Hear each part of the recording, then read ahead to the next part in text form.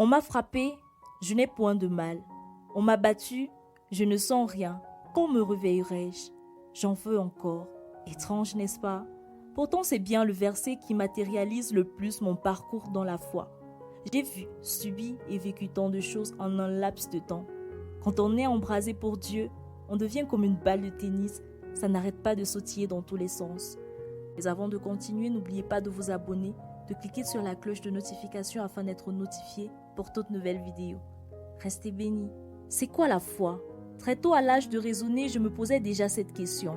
Mon objectif était d'élucider ce mystère qui permettait à tant de personnes de ne pas sombrer, de demeurer enthousiastes. Lorsque je me décidais de m'investir dans l'église, ce n'était pas vraiment pour connaître Dieu particulièrement, mais étudier les autres, dans les profondeurs pour ne pas paraître moi-même trop stupide. C'est un peu normal quand on est entouré de personnes qui vous parlent matin et soir du salut et de la toute-puissance de Dieu. Je ne vais pas dire que j'avais la foi, mais je constatais ses effets sur les autres. En ce qui me concernait, ce n'était pas si fabuleux que ça. Je trouvais même cela assez normal. J'avais toujours eu ce que je voulais. Du moins, il ne me fallait pas tant d'efforts que ça. Je ne voyais aucun mal à user de tout ce que j'avais pour atteindre mes objectifs. Si Dieu lui-même m'a doté de certaines capacités, je me dois d'en faire bon usage, de ne pas gaspiller tout ce potentiel en moi, me disais-je à chaque fois pour me rassurer et m'auto-encourager dans mes décisions. J'employais même certains versets bibliques à cet effet, comme entre autres, pour le sage, le sentier de la vie mène en haut, afin qu'il se détourne du séjour des morts qui est en bas. Proverbe 16, verset 24.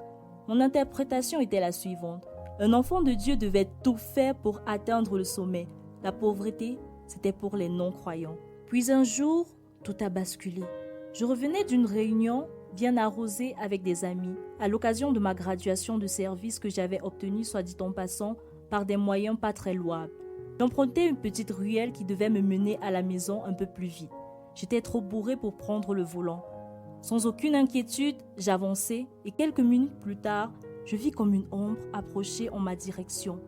Sur le coup, je crus que c'était le fruit de mon imagination. Mais très vite, la silhouette se dessina et c'était un jeune homme. Vous êtes la pire des personnes qui existent sur cette terre. Elle se porterait d'ailleurs très bien si les gens comme toi disparaissaient une bonne fois pour toutes. Avant que je n'eusse le temps de répondre, il s'approcha brusquement vers moi, un couteau à la main, et me l'enfonça dans l'abdomen. Je n'eus malheureusement pas la grâce de m'évanouir, non.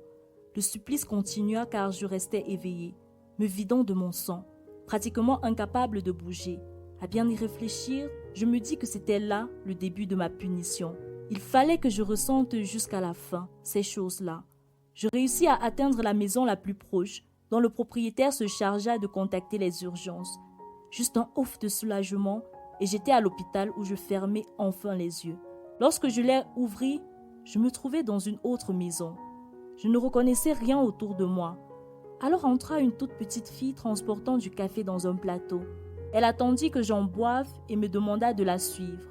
Avant que tu ne demandes, moi c'est Lila et je vais te faire visiter les lieux. Ne sachant pas quoi répondre, je la suivis sans dire mot. Une fois sortis, nous nous mîmes à longer un couloir le long duquel se trouvaient des portes de part et d'autre. Elle ouvrit la première et j'y vis mes parents assis dans ce qui semblait être leur chambre. Ils priaient. Je te présente ceux qui intercèdent chaque jour pour toi et te permettent d'avoir encore les grâces de Dieu sur ta vie. Sans eux, crois-moi, il y a longtemps de cela, Bref, on ne doit pas dire certaines choses. Continuons. Elle continua à avancer et ouvrit une seconde porte. J'appréhendais ce qui se cacherait derrière. Une fois ouverte, je vis une femme qui balayait une cour mais ne parvenait pas à faire quitter les ordures. Je te laisse deviner où. Je réfléchis et dis « Est-ce ma grand-mère ?» La petite fille éclata de rire et me répondit « Tu n'es vraiment pas du tout bon aux devinettes pour un spécialiste de l'interprétation des saintes écritures. Elle, c'est la grâce. Malgré sa présence dans ta vie, tes péchés restent toujours aussi encombrants. La pauvre, elle travaille beaucoup trop. » Très rapidement, elle referma la porte et continua. Elle ouvrit une troisième porte et je vis un jeune homme à genoux devant des tombes, tout en larmes. Se trouvaient autour de lui d'autres personnes, attristées bien sûr. « Te souviens-tu de lui ?» demanda-t-elle.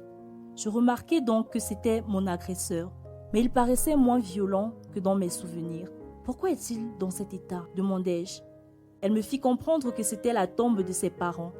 Son père ayant tout perdu dans un investissement fictif avec ma boîte, initiée par moi, il avait mis fin à ses jours puisque croulant sous les dettes. Sa mère l'avait suivi quelques jours après, désespérée elle aussi.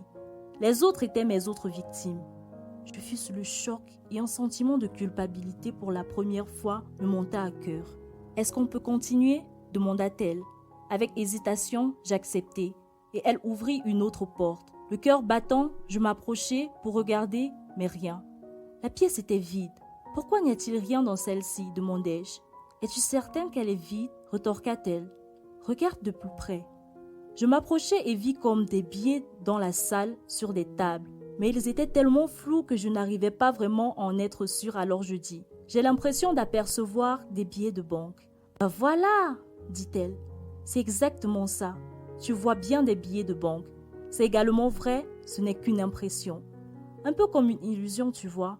Tu t'es amassé beaucoup d'argent dans le monde et le pire, c'est que tu crois réellement que tu es riche, alors que tu n'as rien du tout.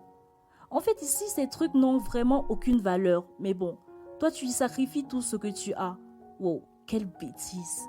Les propos de cette petite fille me parurent tellement matures et au lieu de me sentir outragée, j'essayais de comprendre dans les profondeurs ce qu'elle sous-entendait par là.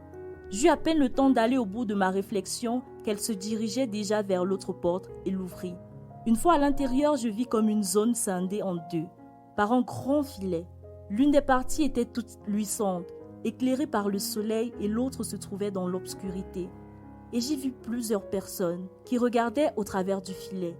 Devant eux se trouvait un homme avec un couteau entre les mains. « Il te ressemble pas vrai ? Lui, c'est toi. Ou toi, c'est lui. Enfin, tu as compris.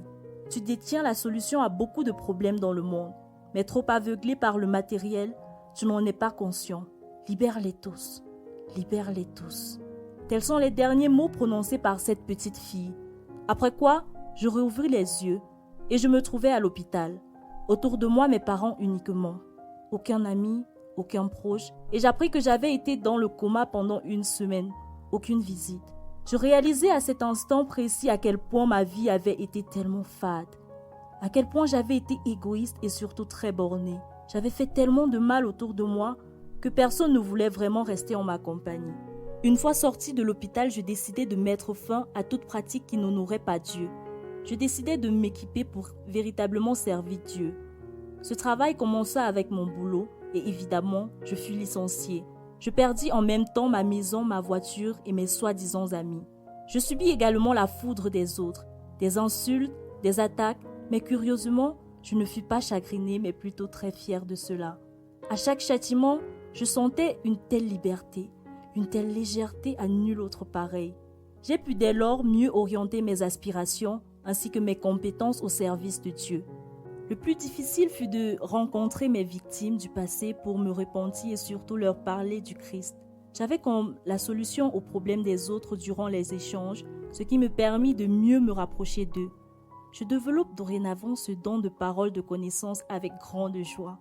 Et mon témoignage demeure le plus grand des enseignements que j'ai reçus jusqu'ici.